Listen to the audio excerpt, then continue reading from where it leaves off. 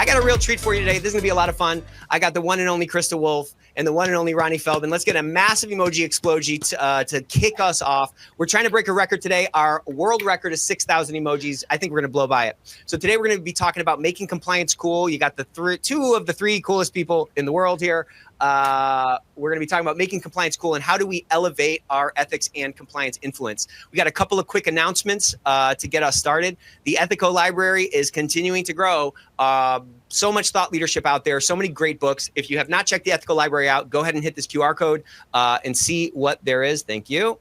See what we have out there. I love this. I love this emoji explosion that's going. Check out what's out there. So much thought leadership. If you are not opening your mind to new ideas, to new frameworks, to new perspectives, then you're going to keep doing what you've been doing. But when you can expose yourself to new thought leadership, to new ideas, your mind, this natural goal-seek mechanism that we're all born with, can work wonders. It magically solves problems for you. So keep exposing yourself to that stuff. I want to tell you a little bit about some new ethics experts episodes that have dropped. This is the fastest growing ethics and compliance podcast in the world, top 2% global podcast. People love business ethics. We have 3 great episodes that just dropped. We're up to 208 episodes. So we had Scott on, we had Catherine on, and we had Michelle on. So you can hit those on YouTube. And if you have not subscribed to the Ethico YouTube channel, you absolutely should. Great content coming out literally every single day there. So the replays of these are on, the replays of the Ethicsverse are on there, the ethics experts, clips, and so forth. Today, of course, the world famous Ethico book giveaway is in live effect, and we're going to be giving away 5 of Mary Shirley's award-winning book, Level Up. 65 tips on how to level up your program. So drop your comments in the chat. We're going to be talking about some really cool stuff today. So drop your comments in the chat, drop your questions. And of course, like we say every single week, your network is your net worth. Neither are big enough. So drop your LinkedIn URL in the chat and connect with at least one person today, okay? You have to keep expanding that network, and you get no bonus points for reinventing the wheel. We're up to 2,400 emojis. We're going to blow by this record. So high bar set. Quick little something I want to show you guys. Everybody is moving over to Ethico. I think in 5 years, we are going to be the new leader in this space. And it's not because we're so smart. It's because we are so open to input and we're so open to spending money to improve our tool. We get a lot of input from people on the front lines on how we can build our tool to make it more impactful. And we have this really cool AI thing that we are launching right now. So I'm going to show you this little video and see what you think about this. Wait. Can I access investigation materials above my security clearance? What are the gift and entertainment thresholds for prospects? Who do I contact in internal audit to review a fraud allegation? Is HR notification mandatory for an enforced director level administrative leave? What's the monetary threshold for code 405? Can corrective action plans be completed after the root cause analysis? Does new evidence warrant a case reopening or require a massive new PHI export restrictions for compliance reports? What's happening?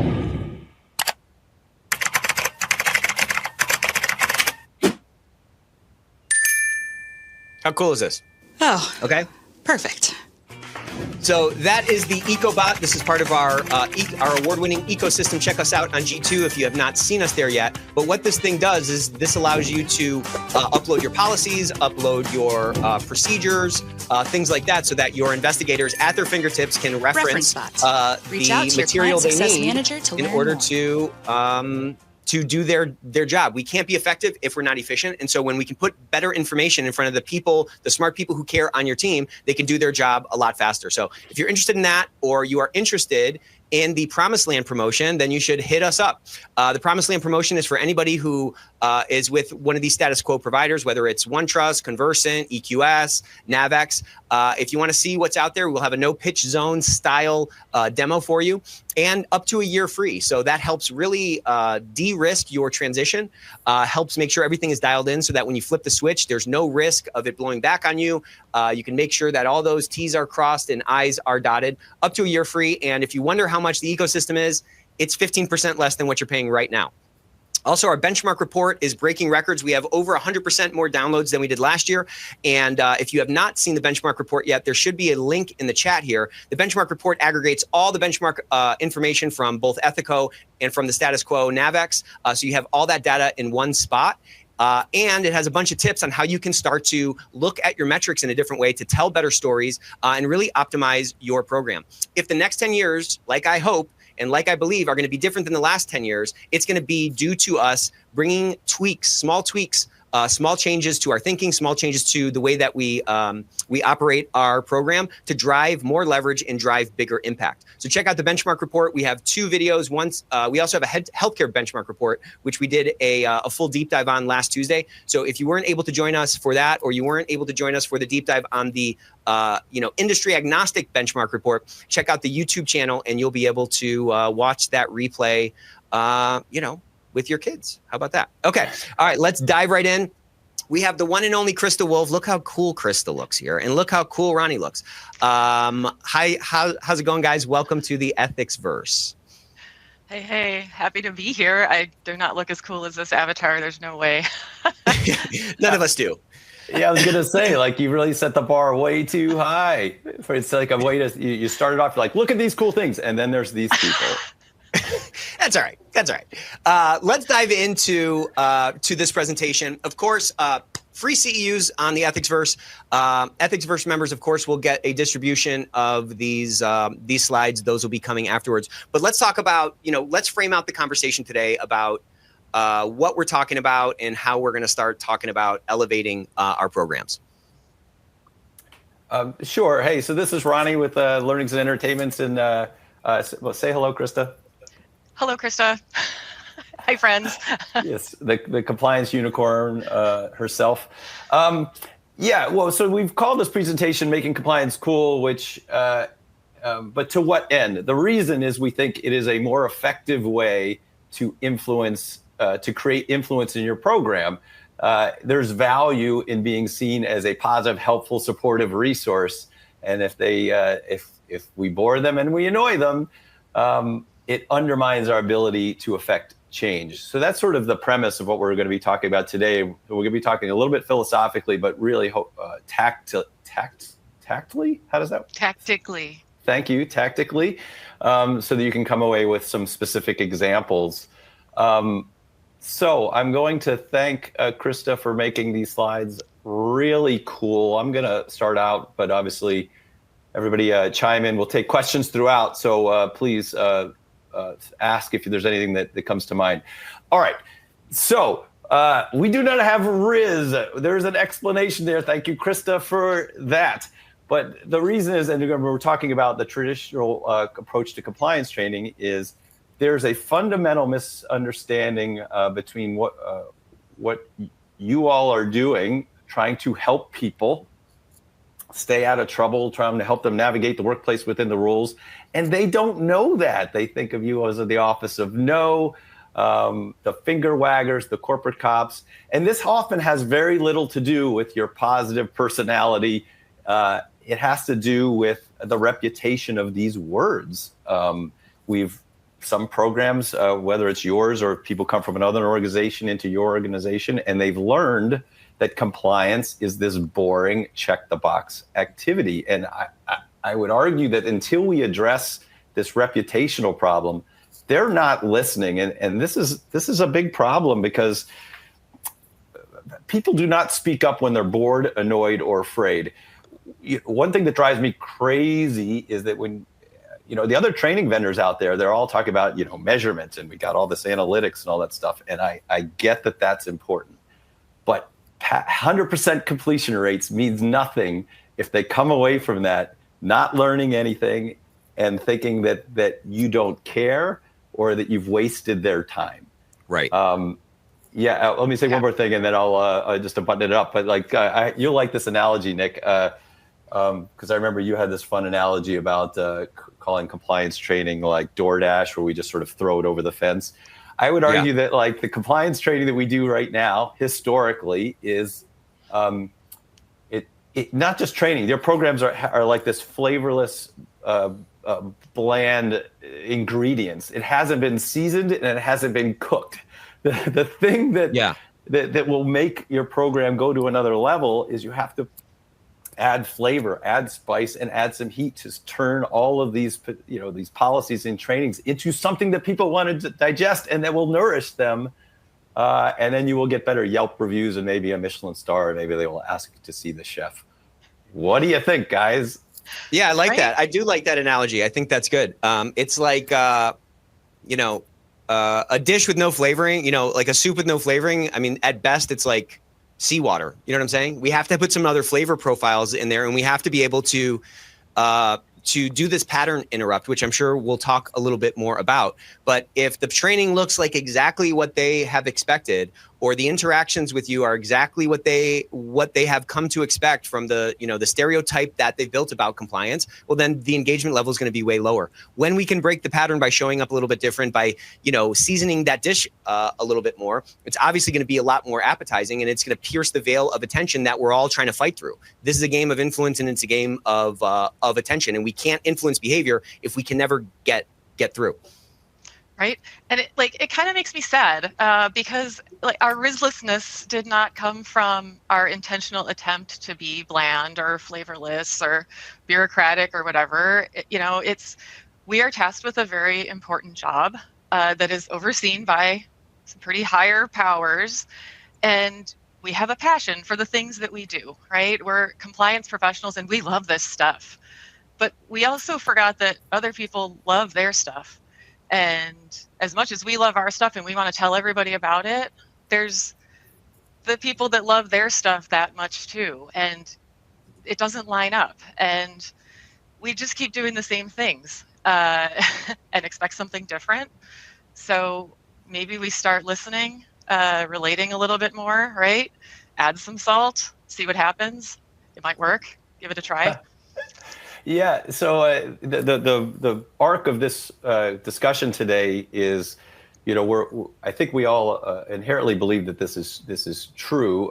So we want to talk specifically about the value of this and some specific tactics on we should be trying to find ways to make compliance cool, or said another way, interesting, positive, helpful, supportive. We think entertainment and being entertaining, and that doesn't necessarily mean funny, but being entertaining in some way, being creative. Has value at every point of communication that you have. What your logo looks like, what your training looks like, what your website looks like, how your policies are written. So I want you all to be thinking about the way you talk to people. That if you want to get invited to meetings, you have to show up and be positive and helpful and understand the business and provide a value add.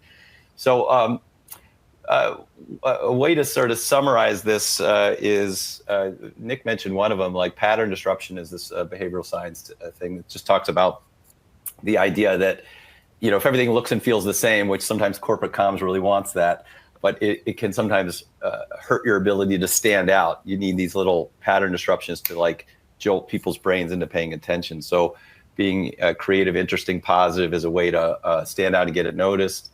I love this John Cleese quote, which is the main evolutionary significance of humor is it gets us from the closed mode to the open mode quicker than anything else. So it's a way to get people to pay attention to the very important thing that you are about to say by doing something interesting. Krista, why don't you pick up a couple right, of that? When you start using the same language, the things that folks are familiar with, the things that resonate with them, the things that catch people's attention, when you don't sound like all that other noise and email and required training, it unlocks everything. All of a sudden people reach out, they talk about you, they use your words when you're not in the room. They're saying the things that you've been saying this whole time, and your influence is just exponentially expanded.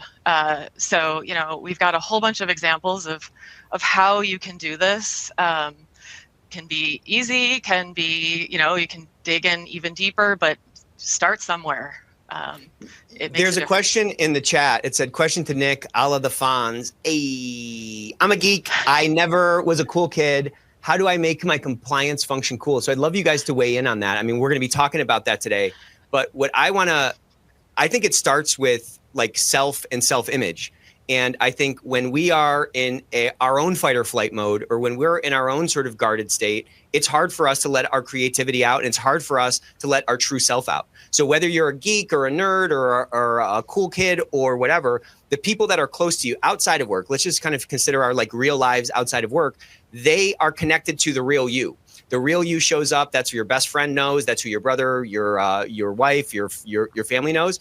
How can you feel more comfortable bringing that real you to bear in your program. I think the programs that are most successful in terms of breaking the pattern, as Ronnie and Krista have been talking about, are the ones that are unique. Like, we're all unique. We all have a unique skill set, a unique personality, a unique, way that we show up. And I think the more of that authenticity that we can push into our programs and push into our interactions, it gives something, it gives people something to hold on to.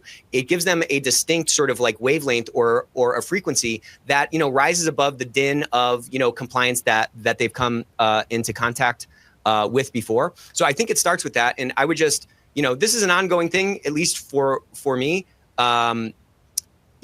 Many of us are walking around with armor on that we had to put on the playground. Well, we're not on the playground anymore. And we have to ask, is that defensiveness or is that carapace that we continue to walk around with actually serving us? And if it's not, I would say to take off the helm, take off the, start kind of taking off some of that armor and start trying to show up in a more authentic way. Whatever you're interested in, whatever shows you're interested in, whatever books you're reading, there's so many interactions and there's so many intersections with compliance.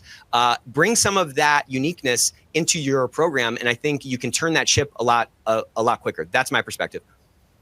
Krista, why don't you talk? I know we're going to cover it later, but you do a real nice job of enlisting others to help you in this process. Yeah, right. And it totally comes back to what you're talking about, Nick, right? You just be yourself, be honest, be open, be like, I don't know anything about this. Can you help me understand? And you're listening and you're interacting and all of a sudden people are like, oh, you want to listen? You don't want to just like push a whole bunch of stuff on me? Cool, let's talk.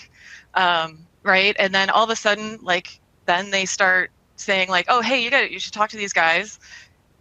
They're easy to talk to. They're helpful. They understand what your concerns are.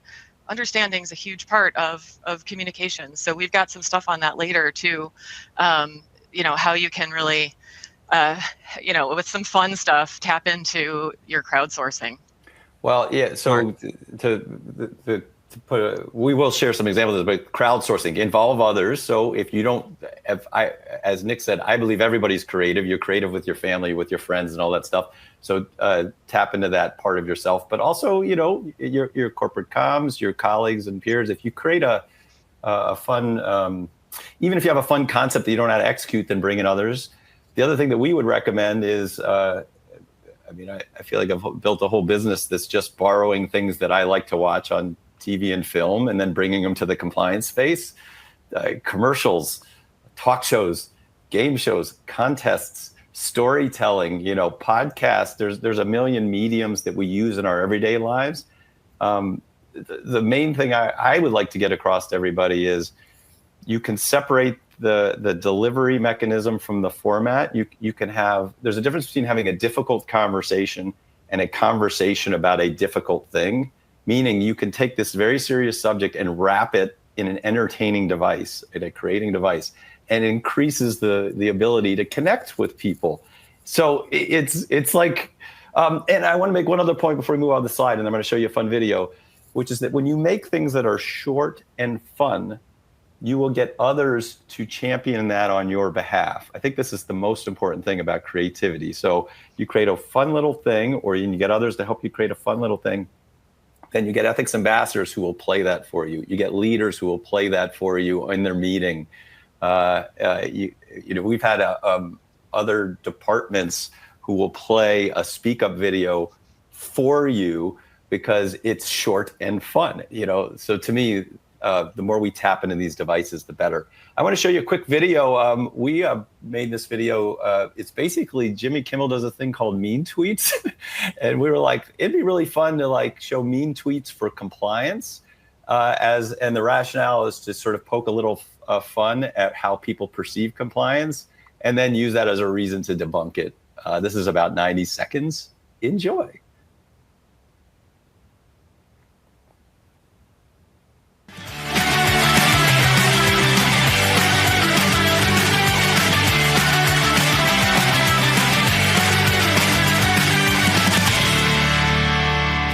They're the office of no. They say no more than my toddler. They say no more than someone raising a puppy. They're like the No buffet. They've got hot buttered No, cream spinach flake No, spicy Szechuan No. They're like a piñata full of no's. They're like the Department of Rejection. Ouch. That sounds like me in high school. Country fried No, no almondine. They have more no's than a herd of elephants. Huh. Elephants I get it. have trunks. Nice try, though. Gluten-free No, poached No with no sauce. If there were a superhero called Productivity Man, their nemesis would be Dr. No. They're like a magic 8-ball. All signs say no. Ask again later. Okay, those are pretty clever. Not too bad. Believe it or not, we try really hard to help find solutions. We're here to provide advice And support. and information. To help you navigate the workplace within the rules. Actually, if you think about it, we are the Office of No. Get it? KNOW. The Office of No. The Office of No. The Office of No. I love it. Banana cream No, Jello No, vanilla No with rainbow Noes, nosicles. What? Oh, no. No. No. That's pretty good. So anyway, thanks for but like to me, it's just sort of like you actually build trust by acknowledging their truth, even if it's not true. And so it's that's a fun way to sort of acknowledge what their pain, and then they'll have a laugh with you. And by the way, now they're going to pay attention to the very important thing you're going to say. I mean, that's how you break the pattern. Like, how do you build trust if you're not talking about the elephant in the room? So whether it's retaliation, we were talking about this on the deep dive, or if you think or you believe that the organization thinks of you as the Office of No, you have to lean into that. Otherwise, you're just kind of crossing your fingers and you're hoping that the accumulation of interactions and data points and words spread can kind of change the direction of that ship. That's like a very low quality bet. Like, that is not a high likelihood bet. We have to stack the deck in our favor if this next chapter is going to look different. And, one other thing I wanted to say, Ronnie, you do a great job of like pulling from all these areas, and you're very creative, you're very funny, very smart. And so, making those connections for you is maybe a muscle that you've built. But I just want everyone to remember, everybody goes home and watches the same Netflix shows. Everybody goes and laughs at the same movies. So like, we're all kind of exposed to the same things. We're all, all these similar pieces of media resonate with us. Why can't we just steal those things? I know steal is a bad word, not in terms of ideas in my mind, but like, we should be creatively borrowing, if that's a more palatable term for you, creatively borrow from these other things. And, I think when we can take ourselves a little less seriously, we can then show up in a more authentic way. We can drop those guards. When we drop our own guard, the other guards, around us tend to drop as well. So I really love that video, and let's keep going. I appreciate it. Let me say one other thing, and then I'll turn it over to you, Krista. Like that's a video that we produced. We actually made 4 of them, just with different kinds of bad things. But I've had some companies do this for themselves. It's literally like you could shoot it on Zoom with you have Totally. to just. It's not necessarily a high production thing. It's just like, oh, that's a creative device. I saw it on TV. I liked it. It doesn't have to cost a lot of money.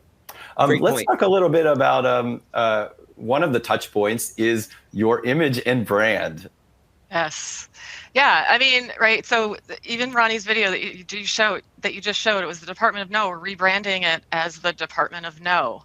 So like, this is one of the ways that you set the stage for your whole program. So there's a lot of ways to do this. We've got a whole bunch of examples here. So I'm going to jump to the very bottom corner because this is one that's near and dear to my heart.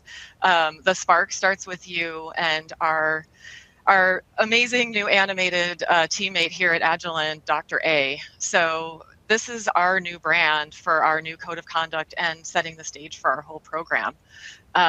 We've worked with our brand team. We pulled elements from who we are, what our logo stands for. It's a spark, by the way. We're a company of scientists, and so we leaned into the science side of things. So our brand is something that our audience resonates with, right? Like, it makes sense just without thinking about it. They're like, oh, cool, right? Like, I get this. And it's us. And you can do this with a lot of things. You can use characters, you can use taglines, you can use all these things that we've got here. So Ronnie, you've got a whole bunch of examples.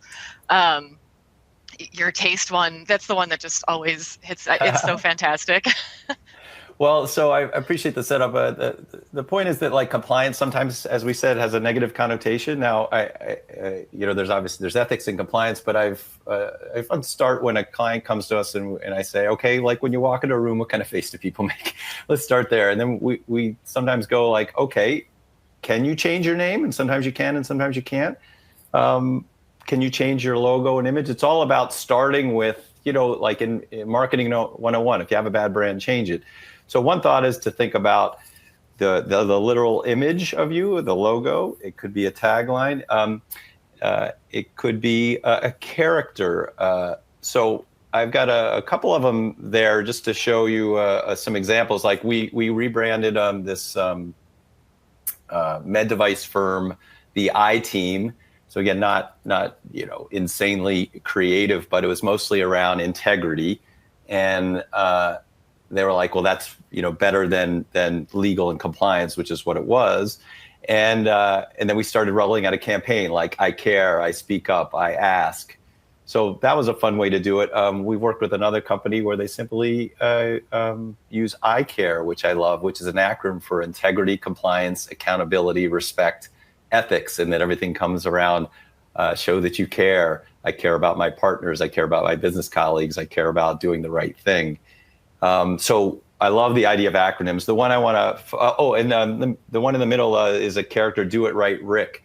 They couldn't change their name, but they're a plumbing supplies company. That's Ferguson International.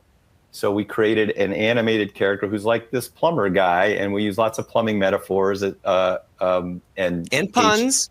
And lots of puns, which, we figure out a way to translate those. But again, like Rick is a way that like, Rick's like, if you're going to do it right. And we do these little 60-second videos, which I love because then he can speak in their language directly. Plumber to plumber. Plumber to plumber. That's exactly right. The beautiful thing about life is you can do whatever you want, and you can always reinvent yourself. You can always reinvent your program. And this should be a game of experimentation. I'm sure not every single thing you guys have launched on your own or, with your team has been a home run, but it's the iteration. It's the forward, pressure, it's that forward pressure that can give us the freedom to try a bunch of different things and open our mind to, new ways to kind of attack the enemy, as Frank called it. We broke the record. We did it. We're only 15 minutes in, 20 minutes in, half an hour in, broke the record. We're already above 6,000. I love it. Let's keep it moving here. Okay. Go ahead. Sorry. Please. Go ahead. Did you have a question? I'm sorry. Oh, sorry. Because I think I'm the one slowing things up here a little bit. But I do want to just talk about the one that Krista pointed out, which is Yum Brands, which is KFC, Taco Bell, Pizza Hut. That was the first one that we did about 4 years ago. And we're like, can you change their name and your name? And they're like, I don't know. Can we? And I'm like, I don't know. Can you? And we ended up doing a little assignment. We ended up rebranding them as Taste because they're a food company. Trust, accountability, support, togetherness, ethics.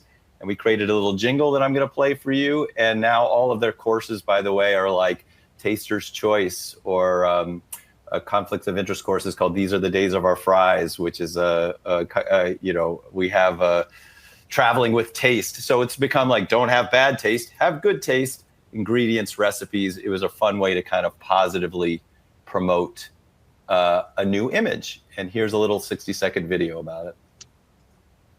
It's taste, trust, accountability, support, togetherness, ethics. Today's good taste recipe, making good decisions. Sweet or savory, an adventure or a nap, cats or frogs. I know for most people it's dogs, but I'm a frog guy. The point is, decisions are hard. So when you have one, ask yourself these questions. Does it conflict with the law, our policies or values? Could my decision impact others? If what you did appeared publicly on the news or on social media, could it be embarrassing for you or the company? If you are unsure, it's okay to ask for help. Good luck out there. If you need me, I'll be stuffing fries in my face and taking a nap with Hopper, who is my cat. Questions? Contact us for advice, support, or to report a concern. Have good taste. It's taste. Love it. Through the little, but anyway, we like the little jingle idea of, because it's a hook, so you can attach it to trainings or communications. So it's just sort of like the same. I think, Nick, we did a whole program on this one time, but the whole idea of the little, I don't know what you call them, that little like the Netflix sound or the HBO sound, like. I like that because it's an auditory way to kind of go, hey, this is going to be something that you should pay attention to.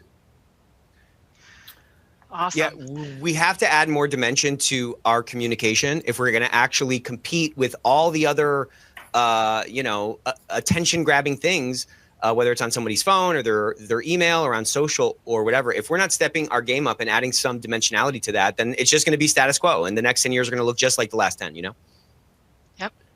So. How do we do that? How do you make it extra when you're this tiny team with no budget, with limited, okay, so you came from your RISlessness era, now you're moving into we're going to do this.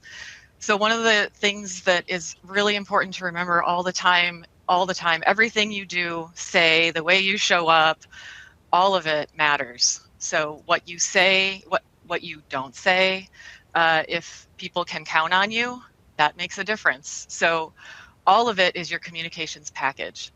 And then you start layering on this extra stuff. So what we've got here are some examples of what we did at Agilent for our Privacy Week awareness last year. We crowdsourced. So our privacy team uses Pets of Privacy. So these are Agilent employees who submit their pets, and they show up across all of our infographics and whatnot. And Cool. for Privacy Week, we decided to hold a March Madness kind of thing called the Critter Cup. So we pulled 16 pets and pitted them against each other in a bracket. And we asked the pet parents to promote the heck out of this. So, hey, we're doing Privacy Day. You want your pet to win, right? So here's some media resources. Here's an email banner. Vote for my pet. You go forth and do the things and tell everybody that they got to come to this site and vote for your pet. Oh, and by the way, it's Privacy Week, and why does that matter? And so what happened was all of a sudden we had 16 pet parents fully invested in Privacy Week. This is a great idea. My gosh. It's great. Emailing. Oh, and by the way, this idea, for those of you that claim you're not creative or whatever, this idea came from one of the lawyers on our privacy team, Christian, who saw Fat Bear Week that the national parks do and was like, we should do this with the pets. And so we built this whole thing. We had people messaging the CEO. We had people making campaign PowerPoints of why their pet should win. But the best part was that they started telling people why it was important that they take a minute just to vote for the pet, because the data privacy team is doing this and it's important stuff, and it's all of our jobs to protect Agilent's data and keep all of our customer data safe and all of that. And we had we went from the year before 100 responses to thousands. Because we crowdsourced it. Stop trying to jam medicine in the dog's mouth. Put a little peanut butter around it and they'll eat it with no problem. You know what I'm saying? This is so great. And this chat is absolutely blowing up. This is why people love the Ethicsverse, because everyone is sharing so much. There are phenomenal ideas in here. And to Chris's point, if you don't feel like you're creative, ChatGPT it. If you don't feel like you're creatively borrow some of these ideas. But you can see there's a lot of people pushing the envelope. There's a lot of people trying to break the mold of what has been for the last 2 decades. And it's going to take this kind of stuff to really pierce that veil. How phenomenal to have this, and I also love that it's not like a Michael Vick style pitting of pets against each other. Oh, no. You know what I'm saying? Vote online. You have all these advocates now. And who doesn't love pets? I can't get enough of this idea. This is great. It was great. And we had people just saying I want to do this next year. How do I get in the pet thing? It just kept going and going. And now they're like, what are you guys doing next? What is it? What's the next cool thing? So it just, all of a sudden it built that bridge. And the guy that won, man, the promotion he did, the campaigning was next level. We brought him to one of our meetings to he brought his dog, who by the way was a basset hound dressed in a snake costume. So Otis is our champion. Otis has to get lined up against someone else next year, The best part about this, back to the original question that we got back there, is that she got other people involved. Yeah, And then they carried the message forward. And all it took was this is really the through line for all of this is the creative thing is not just this extra thing that you try and do when you run out of time. You know, you're like, oh, we'd love to do it, but we don't have time. No, it's the thing. Because by just putting that wrapper around it and putting that out in the world, she got all of these other people to carry that message forward. And it's really amazing. I'm going to advance the slide to this next fun thing that you did, which I enjoyed, which also, again, did not cost a lot of money. Here you go. No, just cost a little bit of time. So we needed a way to start Compliance Week at Agilent. They had never done it before. And so one of the goals for Compliance Week was to reintroduce our team to the company and just say, we're here. And guess what? We're humans and we're helpful and we're kind of cool. We're working on it. But we made trading cards. And so we sent out a really quick survey to our whole team and said, what's your favorite pet? Can be anything in the universe or magical. What's your superpower, and what's your favorite hobby? And so, like Pokemon style, I used Canva, by the way, which is a very inexpensive and amazing accessible design tool. Yep. And so built these trading cards and used AI to generate some really fantastical images with your avatar. But it also had a blurb about like what it is that we each do. And so we made one for Ronnie too. So he's a hippocampus that does stand-up comedy, of course. Nick, we definitely got to make you one for Please, sure. Yeah. Yeah. Mine is a knitting unicorn in a rainbow yarn shop. We did one for every team member, and we just put them out there on our team website.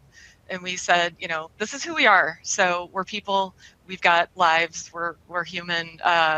You know, come and talk to us. And it was awesome. We had other people in the company looking for it, but it was just something, instead of just doing like your little picture in your bio, it's just that extra little fun sparkle on top of it. Well, again, so like, accessible.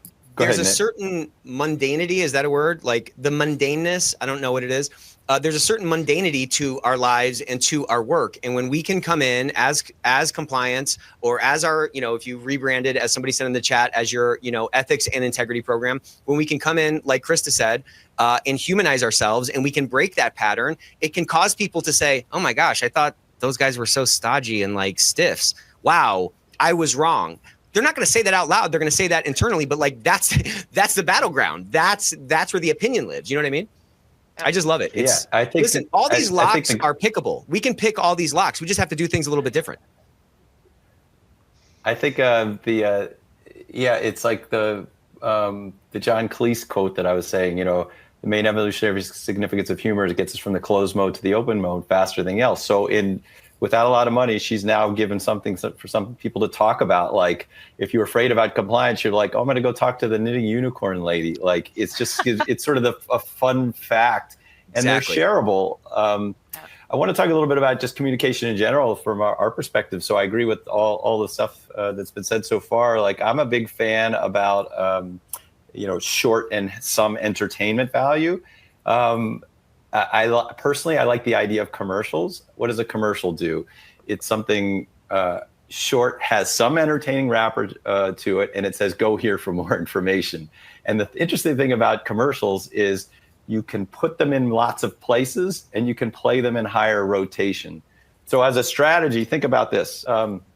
If you have something short and fun, you can put the fun thing next to the important thing on your intranet and drive traffic there, right? Short, fun video, they will click on it. You measure traffic to your policies. Like, no one's reading those policies, so drive traffic to policies. If you're in a training mindset, put the fun thing in the important thing. Play the fun video. Show the interesting training card at the beginning. Then they will pay attention to the important thing you have to say.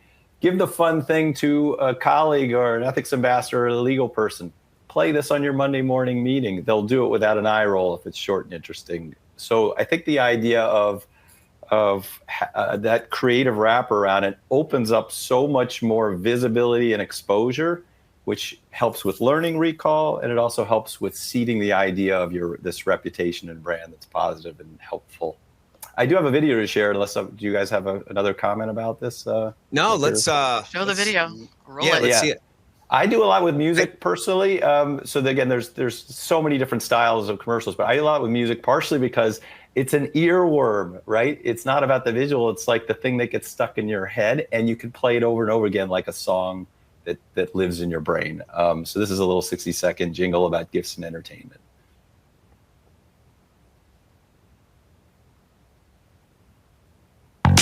Gifts and entertainment. Gifts and entertainment. We all love gifts and entertainment. Gifts and entertainment. But at work you might need some refrainment to give or receive. Gifts and entertainment. It might influence decisions or seem like it is so. It could be thought of as a payoff, even if it's not dough. On a cruise, on a yacht, an expensive night spot, some golf clubs or box seats at the match. At the match. Bottles of wine, dinner quite fine. Be careful, there could be a catch. Entertainment and gifts bring lots of maybes and some ifs. It can put our integrity in question, so you might take this one suggestion. Check in and disclose to avoid the uh-ohs. Gifts and entertainment. Gifts and entertainment. We all love gifts and entertainment. Gifts and entertainment. But be careful of these arrangements. All with gifts and entertainment. This has been a message from your ethics and compliance team. Contact us for advice, support, or to report a concern. We're here to help. I love it. It's so fun. That's my new favorite thing. You got to break it up. You got to shake it up a little bit, man. That's great. Let's just to keep it moving, talk about So, I mean, we have some pretty big and important stuff that we got to do on our team, right? We have to write policies. We have to have a code of conduct. So we can't just run critter cups all the time and that'd be great. It'd be a really fun job to do. But when you really dig into how do you take that into the stuff that makes a compliance program run, you can still do that. So this is our super exciting, brand new, last month, our new code of conduct for Agilent. It's available publicly. You can go snag a copy. Our old one, man, that was brutal. I'm not sure when it had last been updated, but long story short, it was gray. You could remove our logo, put anyone else's logo on it. It would be perfectly acceptable. You wouldn't even know. Didn't sound like us, didn't feel like us, didn't resonate, didn't use the words we use. And we're trying to do this really great stuff in our program with this foundational element that's just like, blah. And so we embarked on this monster project to just start over. And so this is our new, it's the spark starts with you. And it's really just that idea that all of us play a really important part. And you can see yourself in this code of conduct now. So it's not this thou shalt do this stuff or don't do that or whatever. We're celebrating all the good choices that everybody at our company makes, every day. Like every day you show up and you make a good choice, that matters. And that spark starts with you every day. Everything you do in your sales job, in your procurement job, in your HR hiring, all of that matters. And so our code reflects that now. And it's branded with science because, again, it resonates with us. So it's a lab notebook. And it's interactive, so you can click through it.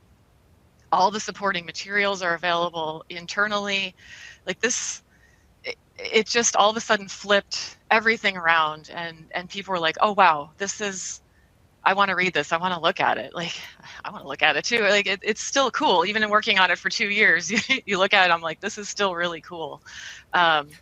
So you can do the things. You can layer on the fun stuff, and you make it, purposeful. When it starts resonating, then it matters, and people really start paying attention. I love the idea. Codes can only be so, interesting, but it is a calling card for, like, we just worked on one of our first ones that I've kind of highlighted here for a company called Action Energy. They're a wind turbine company, and so they were building their first code, and So first thing we did is, we got rid of all the you musts and all the finger waggy language around it, and softened it. And, like, we're the kind of company that does this and some of those things. And then we did a rebranding. They did go with the I care theme: integrity, compliance, accountability, respect, ethics. And we came up with 2 characters, Connie Pliance and Easy Breezy, where Connie is more of the like, hey, let's get this stuff done. And he's like, hey, man, it's all better if we're, but we infused them into the code so they could provide like the layman's perspective. So even if something was perhaps a little more legal than you would like, or a little more policy driven, they can go, all right, so be careful with gifts, go here for more info. This is a busy slide, but they did a campaign, take care of yourself, take care of your colleagues, take care of your clients, take care of your business partners. And then I wanted to say they just finished doing a road show around the world where they essentially played this little 2-minute video that introduced Connie and Easy. And so they did this road show, and they basically quizzed people when they got there. I don't know the service they use, but something where you can just do a little polling on your phones. And they're like, we have 3 questions for you, because they were supposed to have watched it beforehand. They're like, what's the name of the character? That was question 1, and people could vote on that. How long does it take to read the code? And the answer was less than 15 minutes. And the third one was like, hey, if I have a question, is it okay to ask for help? And so they basically weren't quizzing people on the code. They were teaching people the muscle of like, hey, we're here to help you, and this is good fun. And they're just they got 90% of the company to read the code within the first month just by doing this roadshow, which I just thought was super, super cool. And it's amazing when you can bring people into the process, first of all, and make them part of it. I think humanizing it, or putting these mascots, is such a great thing for people to hold on to. Okay. And what I like about what Krista just talked about and this code that you just talked about, Ronnie, with Action, is it's really tying down to like stakeholder, individual stakeholder, like core identity things. Like, who doesn't want to be a good neighbor? Who doesn't want to, care for their family? Or, you know what I'm saying? When you put that intentionality into it, I think people can see that.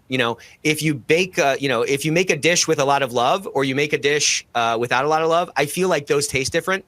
I know that might sound crazy, but I think that intentionality shows through. And when you're putting your heart into this, and you're trying to break the pattern, and you're trying to make this document, which should sort of govern or at least, direct actions, to be actually unique for your unique business, I think it resonates. And I think it does a lot to break the pattern. So these are really great examples. Thank you. Yeah, it makes a huge difference, right? So again, when you take something and it sounds and looks like your audience, and they see themselves in it, all of a sudden you just changed everything.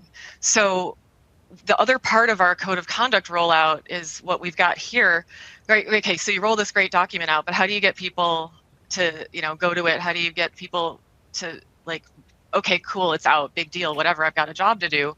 Well, we got to train everybody on it.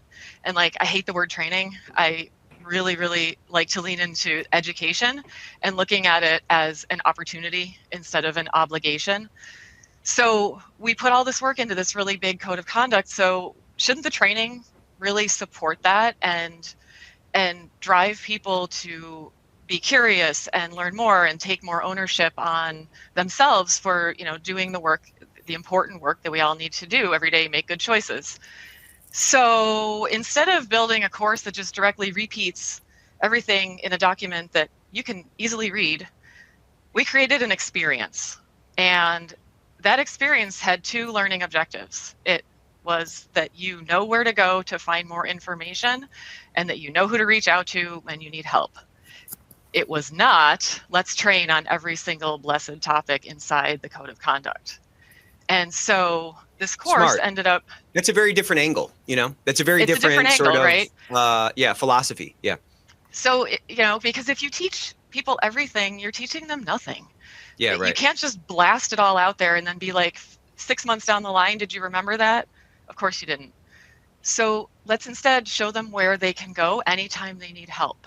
And so the experience was you join Dr. A and her team of compliance scientists in the lab, and you go through their day where they encounter scenarios that they don't know where to go next. And guess what? You have to use the code of conduct and the resource hub to find the information you need. Interesting. And lo and behold, by the end, you've covered a whole bunch of stuff, and people are like, holy cow, how did I do that in 20 minutes? Right. Oh, but now I know exactly what to do and where to go. And when I need more information. And it just bang, reinforces that muscle memory, right? Right. I mean, to your And, point, they're not going to memorize the whole code, but they should Exactly. know where the code is and what they might need to reference in there. You know what I mean? Yes. Respect their time, respect their intelligence, respect their workload, show them that, and they'll come back to you, I promise. The best compliance teams are true servants to the organization, and they're looking for ways to help the business go faster. They're not the bumper sticker on the car; they're the headlights on the car, because we're all driving in the dark. You know what I'm saying? And it's a windy road. I would love for you guys to respond to this thing that Ann put in here. Ann, thanks for sharing this. At the company I work for, the prior CCO was very abrasive and fostered an acrimonious environment. Someone look up what acrimonious means for me, please. We've been working on rebranding our compliance team, but we're not getting a lot of traction with some of the business teams. We've tried many of the ideas that are shared here. It's just a very slow and painful process. What advice would you give Ann, or what encouragement would you give Ann in this kind of, I think acrimonious is something bad. What would you tell her? I mean, I would say I feel like I've been there. I feel like it's a journey. And it's really just important to keep pushing forward, and you start somewhere. So fear of failure, fear of maybe this doesn't work, isn't the reason not to start.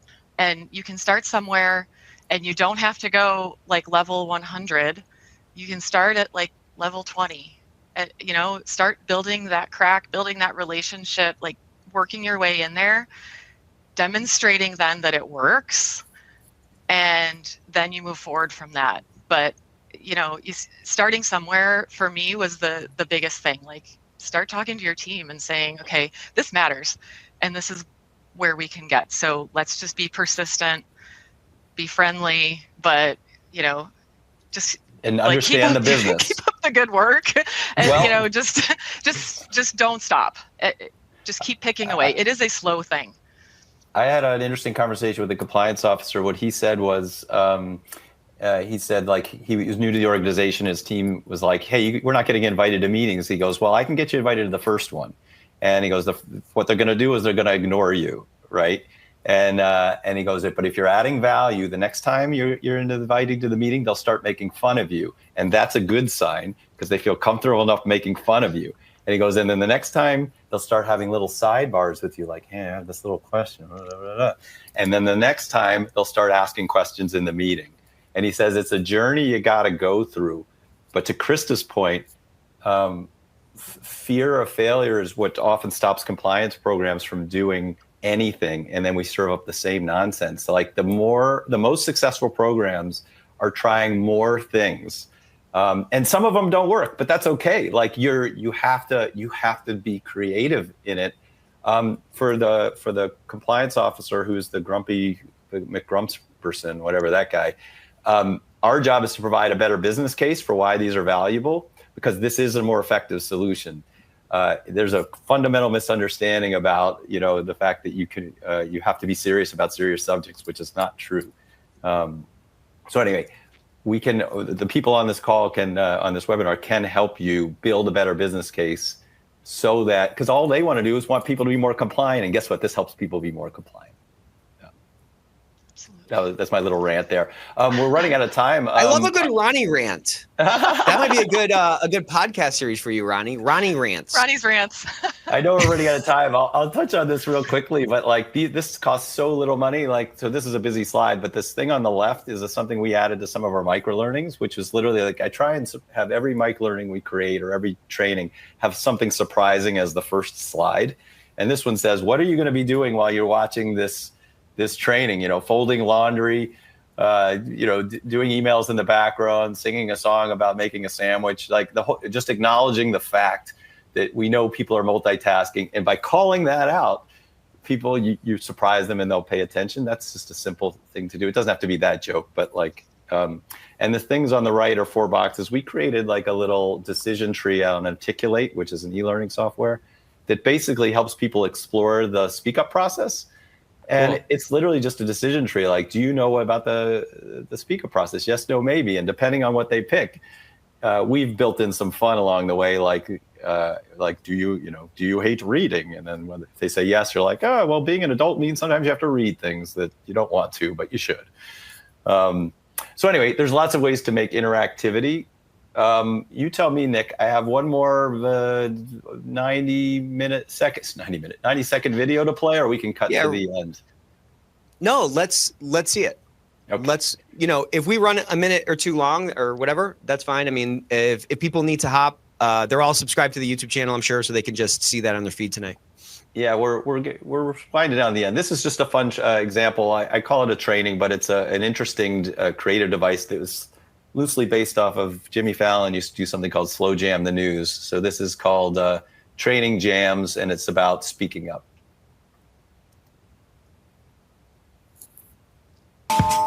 It's time for training jams. Gonna be jamming out while we train. This video is about the importance of speaking up. This is actually a pretty serious topic. See, we all know that when we come across misconduct, illegal or unethical behavior, and other bad stuff, we should speak up about it. Most people agree, but the fact remains that most people do not speak up. What are the reasons? What's the explanation? How do we get in these situations? Well, there are a lot of common excuses. And if you don't mind, I'd like you to sing some of them. I don't want to get involved, I'm sure there's an explanation. I don't want to get in trouble, what if it's an aberration? What if I'm wrong, I'm not sure, I'm in doubt. I'm afraid to blow back, what if someone finds out? It's none of my business, I stay in my lane. I keep my head down, it seems like a pain. Nothing's gonna happen and everyone knows someone else will step up, that's just how it goes. I don't do drama, I don't draw times, I don't want to butt in, I'll say something next time. There are a lot of excuses, and we know this isn't easy, but we need to call out misconduct when we encounter it. You can do this safely, and if you choose, you can do it anonymously. It might be scary, might not be an easy breeze, but it's nice to have support that puts my mind at ease. It's up to all of us to help make the workplace better. If you have questions or concerns, there's a host of people, policies, and resources to support you. Hey, speak up! Office culture's built by us. Speak up! Confidential, on that you can trust. Speak up! No retaliation, don't be worried about getting no flag. Speak up! If you need a hand, you know we got your back. Come on! This has been Training Jams. Training Jams. Speaking up. Speaking up. You know what? I've got your back. Well, I've got your back. I got both your backs. I love it. That's awesome. It's fantastic. Now I'm like, gotta follow up with data. Great. Yeah, so let's go. Ruin the mood, please. Right, great. So does all this work? This is the nutshell here. So we asked when we launched that course that was the experience, we embedded this tiny little 5-question optional anonymous survey at the end of the course, right before you click finish. And it just asked, what was your experience like? Do you feel like you're good to go? And okay, so first of all, within the first week, we got 6,000 completions and 5,000 surveys. So on an optional survey, because it was inside the course. That speaks for itself. Yeah. Right there. Like first time I logged in to check, I almost fell over. Like this is more feedback we've ever gotten like in the history of ever. And the favorability was off the chart. So we're at 90%. This learning helped me better understand and apply the topics contained in the code of conduct. That's the part. And apply. People are like, heck yeah, why haven't we done this before? And then the second part was, do I know where to go to find this information? Yep, absolutely. So it's working. It makes a difference. People are appreciating it. They're grateful that they get some time back, but they're also like, oh, now I'm good. I know exactly what to do when I need to go and get that information. Done. It's so great, and I just want to point out, like, I won't make you read this stuff, but we work with like some, defense contractors, pharmaceutical companies, energy companies. It's not necessarily the cool tech company. It's usually when there's high regulation and you have a compliance officer who gets this philosophy that is creativity isn't a luxury. It's essential to sort of making that nourishing meal that we keep talking about. These snacks, these short, interesting, digestible things that will make you and your team more approachable, and quite frankly, the organization more interesting and compliant. So thank you. Let's get one more explosion here. Let's see. Can we get 10,000? I hope so. I'm just trying to kind of talk a little slower here so we can maybe break a new record. You guys set a really high bar. I really appreciate you guys coming on. If you are listening to some of this stuff and you're like, man, this stuff sounds so great, it feels like it's so far off, I don't even know how I can get there.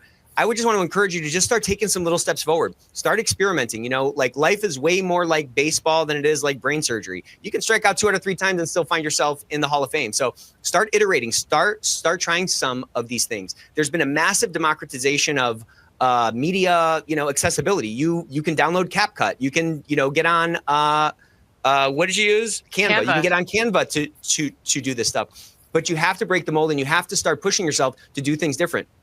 We have a very hard job. None of us have the resources we want. None of us have the level of engagement that we want. Some of us don't know if our programs are effective. That's all good. You are where you're at.